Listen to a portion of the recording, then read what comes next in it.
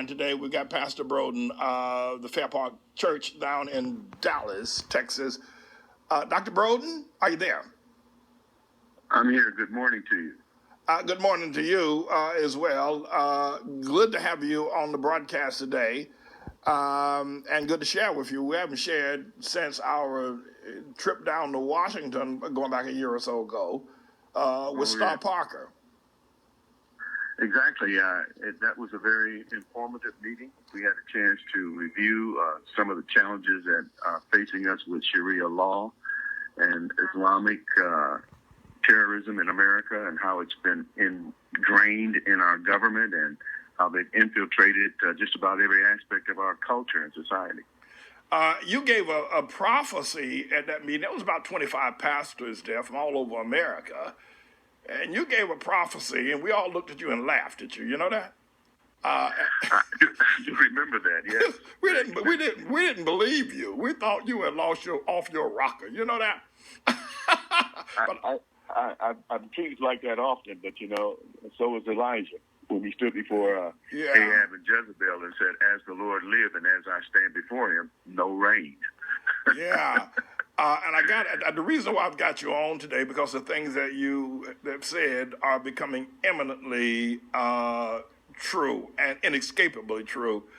Why don't you tell us a little bit about where we are right now as a nation in terms of the political process, the economic process that you can explain so eloquently? Well, when we look at the economic and political process, we have to view them through the lens of our faith. There are connections, if you will. We have to connect the dots. And what we see happening relative to the spiritual condition of our country speaks to the kind of depravity that we see unfolding around us, particularly in the political arena and the economic arena. There is a connection. There is a nexus between the two. What's happening in terms of the spiritual condition of America is that we're on a slippery slope. And we're moving fast away from our Judeo-Christian heritage to the embracement of doctrines of demons, what the Bible calls doctrines of demons. These demonic influences are evidencing themselves, particularly around the social issues that we are been fighting against, for years. Abortion on demand, euthanasia, embryonic stem cell research, human cloning, and same-sex marriage. All five of those issues are on the table in America today. And quite frankly, we as Christians are losing the argument that we have lost our ability to influence the culture and to speak truth to power as salt and light agents of the kingdom of God. And as a result, those five issues have been expanding across our globe, across this nation, rather. Abortion has escalated into selling baby parts for profit. And here's what we know about that. 40% of all abortions in America are performed on black women. That's right. So that means 40% all baby parts being sold in the marketplace are black babies who are being sold for profit. That's right. And this whole thing with euthanasia, it's enveloped into Obamacare, and most people don't know that because it's so big that they don't read it. Well, I had a chance to go through it several years ago, and we see that there are death panels in there, and they are exercising euthanasia right now on those who do not have economic viability. That's right. That is the older population of America who are going down that too. Human cloning. There is experimentation with DNA and human cloning that's going on, where they're crossing the human DNA with animal DNA. This stuff is happening in America. That's right, sir. And most of us are oblivious to it, or are wanting to cover our eyes and plug our ears, hear no evil, see no evil, and say nothing about it. Well, as salt and light agents of the kingdom of God, we have an obligation, yea, even a duty, to stand in the public square and say, this is evil. Yes, sir. And what's happening with embryonic stem cell research, as you well know, they are using dead babies to pull out their stem cells to try to do things with it to deal with some of the diseases and stuff that we have. And then finally, same-sex marriage. This is the ultimate insult to a God who created humankind and created man for woman and woman for man. They are standing in the face of God and are declaring, you have no authority and no directions for my life. We're doing it on our own. And we have been sliding down a slippery slope. And now not only are we seeing same-sex marriage. Yes, sir. We're seeing gender-neutral bathrooms. Yes, sir. Yes, it's an atrocity. Women who are what pediatric community calls gender dysphasia. It is a mental illness. That's right. And we're codifying and making law to justify someone who is sick. That's right, Pastor. Going to a bathroom and a shower and to violate our little girls' privacy and our women's privacy. Doctor. Yes, sir. And the church has said nothing, Dr. Manning. Yes. Where is the church on this issue? Yes. And they're being quiet and hiding and playing political correctness. I engaging of their responsibility. Interrupt you because you're so eloquent. But the church is supporting this, Dr. Broden. 70% of the churches in America of all hues are in either tacit or full-throated support of this atrocity of standing in the face of God. These people that are really mentally ill, and laws, as you stated, are being codified to protect their mental illness. I just finished a speech just a few moments ago indicating how I could not support Mr. Trump, who has full-throatedly endorsed this whole idea of same-sex. But go ahead, because there's several things here that we're going to try to cover today.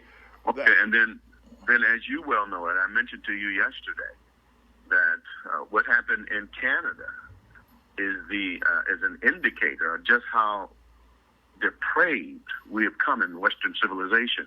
They have legalized sex between human beings and animals. Can I just give a overview of how that Supreme Court decision in Canada came about? Unless you want to do it, go ahead. There was a man who and it was convicted in court for bestiality because he had inserted his penis, his genitals, into a jar of peanut butter, I think it was, or he had massaged himself with peanut butter, and then he allowed his dog to lick the peanut butter off of his genitals, and that was he was charged as bestiality. The matter was brought before the court and then brought back before the court, and the court ruled in Canada that was not an act of bestiality, and that it is approved of as long as there was no penetration. As best I could read that decision that you sent to me on yesterday. Is that what happened? Yeah, but Pastor, he had smeared the peanut butter on his daughters. It was his daughters, yes. It was his daughter's genitalia. His daughter's on his genitalia. Yes. It was on a woman or a little girl's genitalia, and he allowed That's even worse. to stick it off. Why he videotaped sex by a dog on his daughter. Right. Oh my God! This is absolutely repugnant. It is evil. It is an expression of this whole idea that we have sexual liberty and sexual freedom, that we can marry men and men can marry men and women can marry women.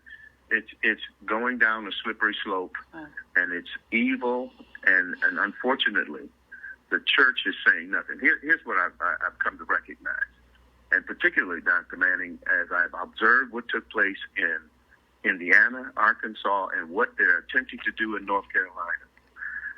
They are being bullied by corporations to accept this deviant behavior, and saying to Governor Pence in Indiana, right, if you pass a religious protection law protecting the liberties and rights of those of us who are Christians, we will pull our corporations out of your state. Yes. He caved in and capitulated. Same thing happened in Arkansas when Governor Asa was coming up with the same law. I think it was called RIFA, Religious Restoration and Freedom Act. And he came up with one, and they went into his state, and he said, we're going to go forward no matter what they say. And then the biggest employer in their state, Tyson's Chicken, approached them and said, if you do this, we're pulling Tyson out of your state. He caved in. North Carolina hasn't caved in yet, but I got a sneaky suspicion that they're going to put pressure on him from the corporate arena to change his position, or they're going to be impacting their economy by pulling those corporations out. Well, in North Carolina, Governor McCrory in North Carolina has somewhat modified, not completely capitulated, but somewhat modified, and he'll forgive me for not knowing exactly the terms of the modification, after he received a letter from the Attorney General indicating that the school funding would be withdrawn unless they allowed the law that actually got started in Charlotte to be pervasive all over the state of New York. But we're praying for the governor of North Carolina. But PayPal is pulled out. Bruce Springsteen, the concerts canceled all over everywhere. Several other major corporations have pulled out of North Carolina. That's called bullying. They are bullying. That's exactly it. And forcing a neo morality, a new morality that they have framed and structured for themselves to the negation of the divine perspective. And we as Christians, I just don't understand why it is that we have said nothing. But that's not only the only organization. There are five institutions in America that are influencing us. Academia, they've embraced the homosexual agenda. The business community, they have embraced the homosexual agenda. Major media has embraced it. The government has embraced it. And as you have said, the church, 70% of the church, has embraced homosexual agenda. And finally, number 6, the family will go as the church goes. And so Satan is moving rapidly to establish his purposes in the globe and in this nation. Thus, I believe the judgment of God will soon fall upon America. The only way that this could happen is that God has retreated his protection from us and have exposed us to these demonic influences. And that's why I was saying 2 years ago that it is over for America, because we put a finger up in the face of God. We spat upon him and say, we don't need you. We don't want you. Now, I know you haven't done that. I haven't done that. No, I haven't. Our leadership has done it, and God judges a nation based upon its leadership. Well, Doctor, you also have some information in a general way regarding the economic collapse. The moral collapse is imminent. It's evident. As you pointed out, the 5 areas in which this homosexual agenda has been accepted and embraced and enforced means that it is imminent. However, the economic agenda, the economic collapse that's coming, would you tell us a bit about that? Because I understand you have some general knowledge about that, and you've been exposed to some people who are quite eloquent on it. As we have said, there's a nexus. There's a connection between what is happening socially and morally in our country and our economy. As you well know, we're looking at almost $22 trillion worth of unsustainable debt. We can't pay that back. How in the world can we pay that back? That's the debt that's on the record. There's also another $200 trillion of secured. I don't know how you call that. That debt that we don't know about. Okay, all right. And so there has been forecasts that have been made by economists and by those who are watching our economic situation and the situation of the world, and they've come to the conclusion that there is going to be an economic collapse. This is the most dangerous possibility that could happen in America today. Alan Greenspan recently said on Fox News and on a number of articles that what's happening in Venezuela is going to happen in America. What's happening in Venezuela is their economy has collapsed, and people did a rush on the grocery store and a rush on the banks, trying to get their money out the bank, trying to get food and water and stuff to sustain them during this collapse. Right. And they entered into martial law. And Alan Greenspan is prophesying it's going to happen in America. He didn't say it might. He said it will happen in America. And so there are a number of those who are studying and giving analysis of the economy. In fact, one of them contacted my church here recently, called me into their office, and sat me down with me and said, Pastor Broden, there's going to be an economic collapse within the next 7 months. They believe it's going to be between December and January of the end of this year and the first of 2017. It says we represent a number of wealthy individuals, and they want to help your community and the poor community to be able to withstand this potential collapse. Now, I'm not an economist, but I can see, and I got common sense. You cannot spend what you do not have. And that's what we've been doing, and we're at the point of an economic collapse. And here's what they have said to me, and they said, anything you need. Now, this is an incredible offer. Anything you need to do whatever you need to do in order to help your people at my church and in the community where I serve, have been serving for 30 years. It's a poor inner city community. Anything you need, we'll make it available to you. We're starting a food co-op. We're trying to encourage people in our church and those who are listening that they need to stockpile water, food, medicine, first aid kits, as much as they can between now and the end of the year, so that when this thing hits, they will not be caught in the melees that will take place in the streets of America. I believe martial law is coming to America. And when that happens, they're going to suspend the Constitution and try to take our guns. Your church is an inner city church there in Dallas, and a prominent one. And obviously you've been sought out to try to help. How do you convince people that are the lower income strata that this economic collapse is going to affect them? Because many think that because they have, government subsidies coming in, et cetera, that they're not going to be affected. Usually when you say economic collapse, they think Wall Street. Well, all you can do is tell them. I really liken my message right now like that of Noah. Noah said it's going to rain, and people looked at him, they laughed at him, they scoffed at him, they called him names. Oh, we've been hearing about the economic collapse for years. I've had people tell me that. Why you think it's going to happen now? We've been hearing about this for years. Let me tell you, this is real, and all you can do is tell them and compel them that they need to take advantage of the opportunity. But if they don't do it, when God closed the door of that boat, it was too late. Got that right, sir. I definitely cannot start preparing in December to face a collapse in January. You can't do it. It won't happen. You need to start now. So we're doing everything we can with respect to preaching and teaching and talking on shows like this and others that would at least listen to me.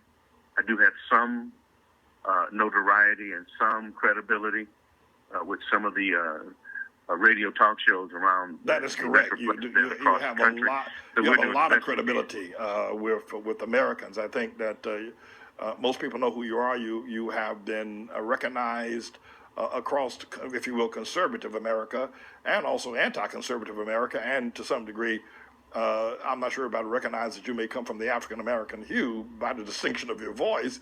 But people know who you are. Your credibility is unquestionable. I appreciate you. You're kind, but oftentimes I'm treated like I'm toxic.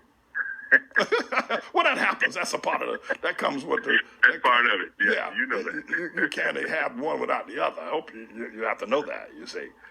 So we're facing an extraordinary moment, and so the economy is in trouble. We see that as we observe the economies of different nations across the globe. We see it happening in Puerto Rico, in Venezuela. And it happened in Greece a few years ago, and China has some major problems as well. It's still happening. It's still happening. Ours is the one economy that's still standing, but it's standing with paper clips and bubble gums and deception. I think the feds have been pumping trillions of dollars into our economy. They're just pulling money out of the air and pumping it in. It's not backed by anything. It's not backed by gold. And then oil was petrodollars was sustaining it for a while. That's not the case today. So we're in trouble. Dr. Broden, let me ask you another question. We can come back to this in just a moment with a few moments we have left. But you're an inner city church. What has been the response, and has there been a change or growth in response to the so-called first black president, Obama, there in the Dallas area? Are you seeing a continual doubling down on the commitment to that ideal, or is there any kind of a change within the church and local community? I think only for a small segment of the community. And when I say the community, I'm talking about the black community. Right. Only a small segment. They still cheer for him. They want him to be successful, but they tie their worth and their value to his success. And that's an incredible deception that's being played upon them by by Satan. There are some, and I use that very carefully because it's not many, who have come to recognize this man is not at all a representative of the value system of our Christian heritage, and that he is working literally against everything we stand for. But it has not quickened in the hearts of most of the people in the community, and you know that because most of them get their view of life and world events, current events, from television, which is controlled by the power elite, and they feed us garbage and poison, and they have operated under our community under a deception that the Bible talks about that will go out in the last days, an evil deception. You know, in Colossians chapter 2, verse 8, it says, see to it, and that's personal duty and responsibility. See to it that no one takes you captive through philosophy and empty deception. That's right. According to the traditions of the world and the elementary principles of the world, rather than according to Jesus Christ. And so what Paul does there in that passage, he juxtaposes Jesus Christ and the teachings of the Word of God against philosophies, empty deception, traditions of men, and the elementary principles of the world. Those four realities are being controlled right now by the power elite, who is working to establish a new world order, and they will use chaos to do that. And that's why I believe we're looking at an economic collapse that is being engineered by them in order to bring an end to this, the one document that has stopped them for years, and that is the Constitution of this great land. They're going to suspend it and usher in martial law. And then I believe during martial law, they're going to try to take our guns just like they did when Katrina happened. Remember what happened in Katrina? Oh, yeah. The military came in there and took those people's guns, the only means that they had to protect their homes and protect their valuables. The government came in and took their guns. I believe that this Alinsky tactic of using chaos to force their Hegelian doctrine, and that's what this is, it's a Hegelian idea of theses, antitheses, and synthesis change is going on right now. And we're witnessing this firsthand. And unfortunately, I can't get a pastor in the city of Dallas to stand up with me and push back against gender-neutral bathrooms, stand with me against abortions, against black babies. I can't get them to stand up and declare that we should nullify same-sex marriage in the state of Texas. Doctor, I'm telling you, there's a deadness in the church that is unfathomable. I understand clearly that I have the same dilemma here in the city of New York. Listen, I have to disengage. It has been inspiring listening to you. We've got to connect like this more often to get the word out. So I'd like to have Elizabeth call you again, especially with the urgency of informing people how to prepare themselves. This collapse is imminent. There is no getting around it. Martial law will follow as a result. Please allow me to get you back on shortly to discuss that. We've got another person scheduled today to talk about terrorist activity going on over in Israel. But it's been... Well, thank you so much for having me, and free Francis Schaeffer Cox. Absolutely. Absolutely. Tell us, Pastor, how can one contact you if there's someone listening or another producer of a broadcast listening to you, how they can contact you?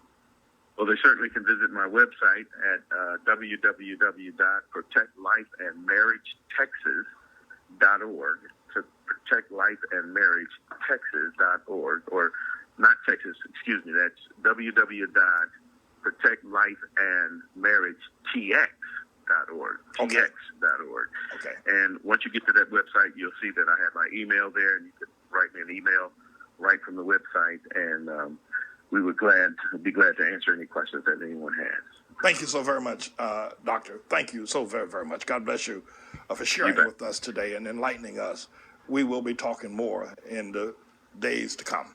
That's Dr. Broden, everybody, Fair Park Baptist Church there in Dallas, Texas. How inspiring that all was. Let's take a break. We're way past our time. We went past our break time.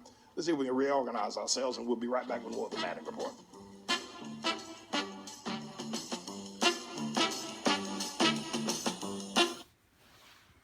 Thank you, Pastor Broden. Thank you, Pastor Manning.